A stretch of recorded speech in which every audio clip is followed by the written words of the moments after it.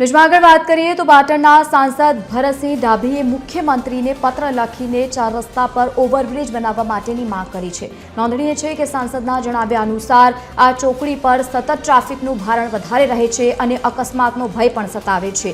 આ વિસ્તારમાં 100 થી વધુ સોસાયટીઓ, 2 મોટા મંદિર, શાળાઓ અને સાથે જ વાણિજ્યિક વિસ્તાર હોવાના કારણે ટ્રાફિક સતત ધમધમે છે અને જો અહીં ઓવરબ્રિજનું નિર્માણ કરવામાં આવે તો નાગરિકોની અવરજવર વધુ સરળ અને સુરક્ષિત બની શકે છે અને તેમજ અકસ્માતનું પ્રમાણ પણ ઓછો થશે।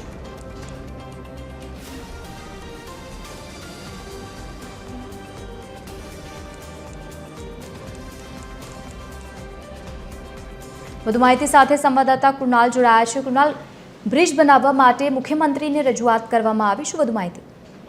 ચોક્કસથી લવલીન કહ્યું કે ડીસાથી ચાણસ્માને જોડતો હાઈવે માર્ગ જે છે પદમનાથ ચોકડી ખાતે ખૂબ ટ્રાફિકની સમસ્યા રહેતી હોય છે। ટ્રાફિકની સમસ્યાના અનુસંધાને ક્યારેક અકસ્માતોના બનાવ પણ બનતા હોય છે। પદમનાથ ચોકડી ખાતે એક પદમનાથ ભગવાનનું મંદિર આવેલું છે, સ્વામિનારાયણનું મંદિર આવેલું છે, તેમજ સ્કૂલ તેમજ 100 થી વધુ સોસાયટીઓ આવેલી છે।